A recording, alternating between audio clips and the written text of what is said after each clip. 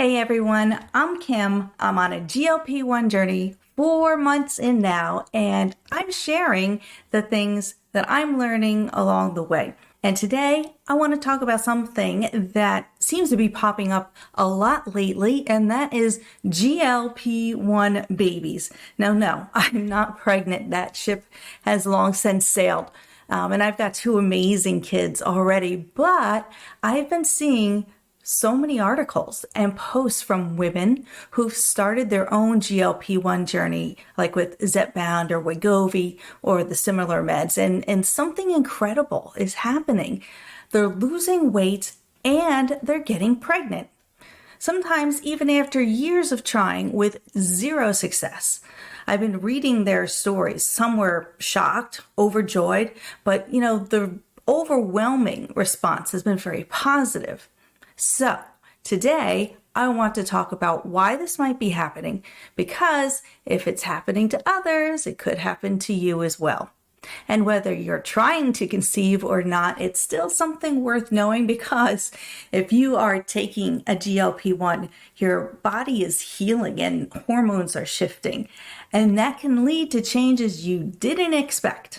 Now, before we get into today's video, I thought I'd give everyone a quick update as to where I am personally on this journey. Like I said, I am 4 months in now on Zepbound tirzepatide 2.5 milligrams, which I get through Lilly Direct. I'm down 30 pounds so far. My starting weight was 250 pounds, and I'm now at 220 pounds. And I want to share an emotional moment for me with you, if that's okay.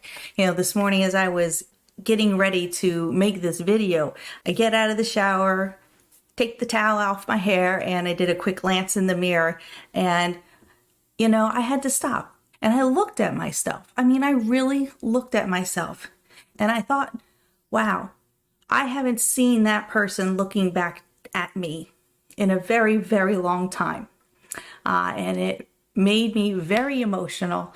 And I was just so happy, because I feel like myself again for the first time in decades. And this has been the first time I've had that experience. Even on diets, I could never say that about myself when I looked in the mirror, because I was always judging myself by, I'm not there yet, I'm not there yet, I'm not worthy of giving myself praise until I get to my goal. And I want to encourage you, if you're going through this GLP-1 process and you haven't done this in a long time, take a moment to really look at yourself in the mirror. Because if you're like me, you probably avoided mirrors and pictures for a very long time. But today, take a moment to stop and look at yourself in the mirror and appreciate the changes that you are going through, and appreciate what you're seeing back at you right now. It'll make all the difference in the world for you, and it'll make you have a good day today too. So that said, back to our regularly scheduled program, GLP-1 babies. So yes, there's this growing wave of what people are calling GLP-1 babies. These are women who've struggled with infertility, PCOS, irregular cycles for years, and they are suddenly finding themselves pregnant. Sometimes after even giving up all hope and without even trying. And the common thread is they've all started a GLP-1 medication. They began losing weight, and then their bodies started healing. We're talking restored monthly cycles, improved hormone balance, better insulin sensitivity. All these things that quietly support fertility in the background. Now, I'm not a doctor, but I'm a huge research and data nerd. So I'm going to be sharing with you clips from some studies that I've found around this topic. And, as women, we are always told that weight plays a huge role in fertility, especially when it comes to things like ovulation and hormone balance and insulin sensitivity. This is because when the body is carrying around all the excess weight, It can throw off the entire hormonal system.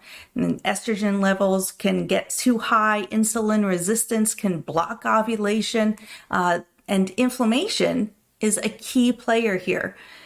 And when we're in that state of a chronic low-grade inflammation, which is common with obesity and insulin resistance, it's like the body is constantly on edge.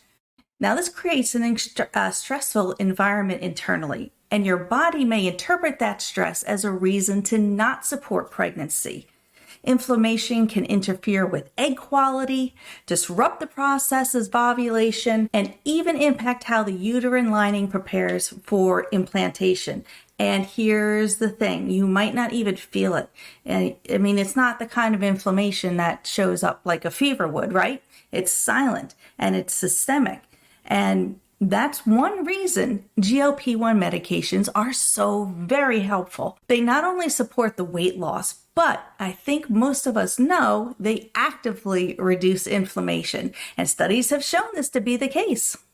So here are a few of the studies that I've read on the topic of inflammation and GLP-1s. Now, I'm not going to bore you with these details, but if you want to review these studies, I'll link them below in the video description. And the long and short of it is this: people taking GLP-1s move out of that chronic inflammatory state, and they go into a more balanced rhythm in their bodies. They're reducing internal stress and calming down inflammation, which often restores that natural hormone cycle that supports fertility. So let's talk about the fertility evidence. This is the exciting part for me because these numbers I'm seeing are just crazy. Again, I'll link in the video description the actual papers from these studies so you can see it for yourself. So here's the first one. Exenatide improves natural pregnancy rate compared to metformin in overweight women with PCOS. Now, if you don't know, because I didn't, exenatide was one of the very first GLP-1s originally approved for type 2 diabetes. Metformin is a common drug used to reduce blood sugar and improve insulin resistance. And PCOS stands for polycystic ovary syndrome. And this is a common hormone disorder that impacts about 1 in 10 women. I was surprised to see that. But anyway, it's linked to irregular cycles, high androgens, and insulin resistance. Now, with that in mind, look at these natural pregnancy rates with the GLP-1 versus just the metformin. 43.6% with the exenatide versus 18.7% with metformin. That is huge. Now here's another one, and this one is a focus on in vitro fertilization outcomes. The effect of liraglutide and metformin on IVF outcomes in overweight PCOS women. Now, liraglutide, again, this is another GLP-1 plus metformin.